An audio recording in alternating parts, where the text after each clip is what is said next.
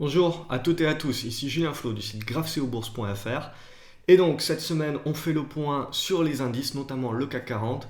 Donc on a eu pas mal de mouvements, donc on a eu surtout la semaine dernière, donc si vous suivez les vidéos, et notamment donc si vous les appréciez, vous pouvez les partager et me mettre un petit pouce bleu, ça me fera plaisir. Donc au niveau du CAC 40, la semaine dernière on a été assez prudent. En fait j'étais surtout prudent par rapport au marché américain, et il s'avère que les marchés américains ont tout simplement cassé leur support, et ce que forcément euh, est arrivé, c'est avec la consolidation des bancaires, évidemment, et surtout des pétrolières, on va le voir par la suite, le CAC 40 n'a pas pu résister. Donc on a lâché sur les 4500 points.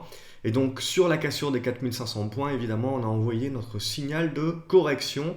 Et on voit surtout que le support des 4420 points a été l'ombre de lui-même et n'a réussi qu'à lancer un rebond technique avorté dans la même séance.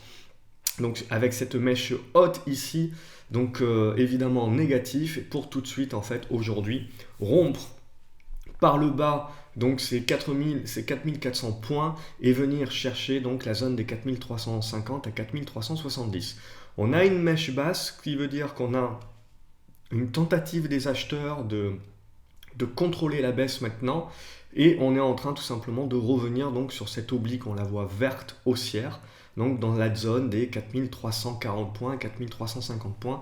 Donc vraiment on est sur une grosse zone de support qui devrait pouvoir déclencher un rebond technique. C'est pour ça que essentiellement on va jouer des valeurs en rebond technique. Mais ce qui me chagrine, c'est que même si on devait avoir un rebond technique, à moins de pouvoir faire comme on avait fait déjà dès mi-octobre et comme on avait fait également mi-septembre, à moins de faire exactement la même chose, c'est-à-dire de repartir très fort à la hausse, rompre les 4445 points, les 4470 et les 4500 points à la hausse pour pouvoir réinitier un mouvement haussier, et ben si on n'est pas capable de faire ça très rapidement, pour moi, on est quand même en train de désagréger fortement la tendance.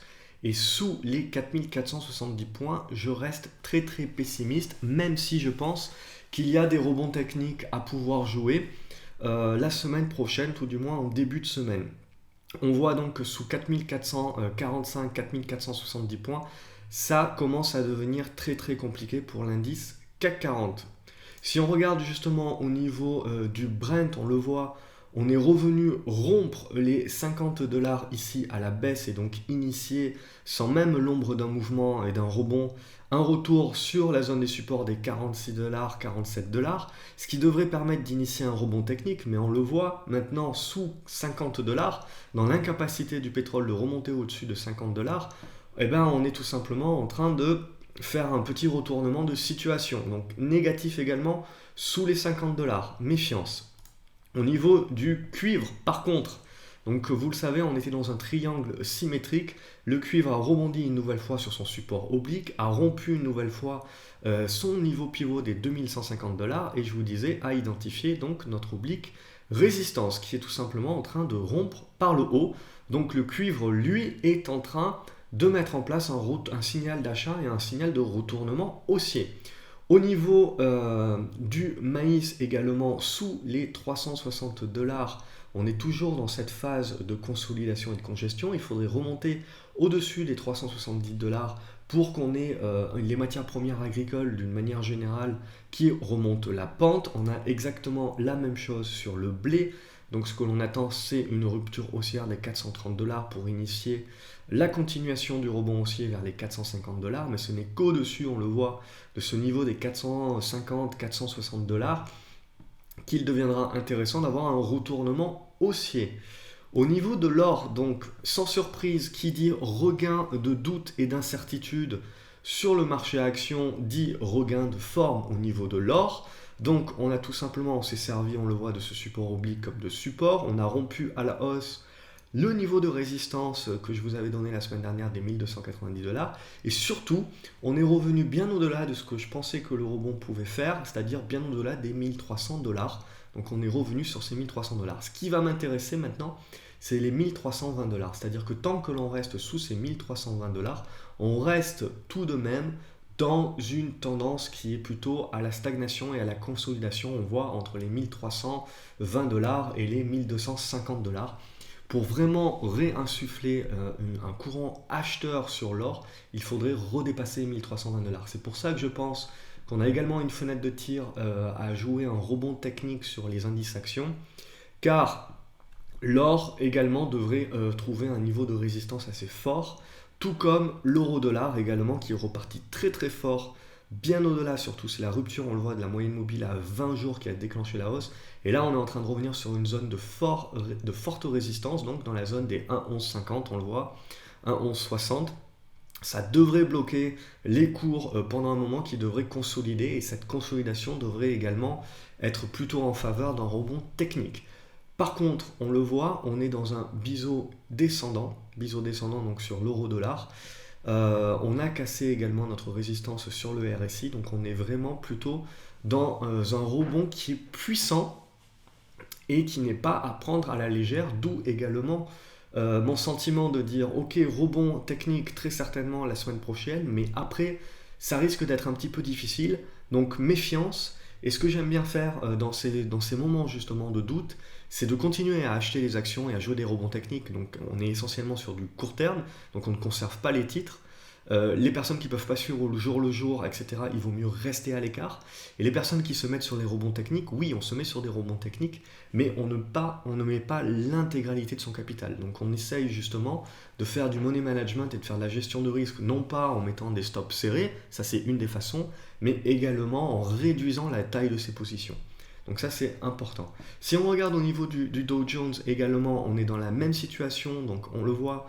La semaine dernière, c'est ça qui me faisait douter, le fait qu'on n'arrivait pas à rompre cette oblique descendante, et puis bim, on a rompu les 18 000 points. Maintenant, on est en train d'être sur un niveau ici, je pense que honnêtement, on le voit, on est toujours sur cette oblique baissière, donc il n'y a pas de hausse à entrevoir, on est dans une dégradation de la tendance qui devrait nous amener très certainement à tester la zone des 17 700 points, 17 750 points. Si on regarde au niveau des marchés périphériques, donc l'Italie notamment, BIM aussi, on a eu un refus strict et donc une rupture rapidement des supports et de l'oblique qu'on venait de rompre à la hausse, donc on a un rejet.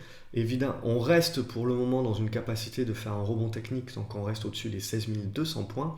Mais maintenant, ça va être quand même méfiant sous les 16 900 points également. On a exactement la même chose sur l'IBEX, donc l'indice espagnol. Donc on a eu un refus sur la résistance.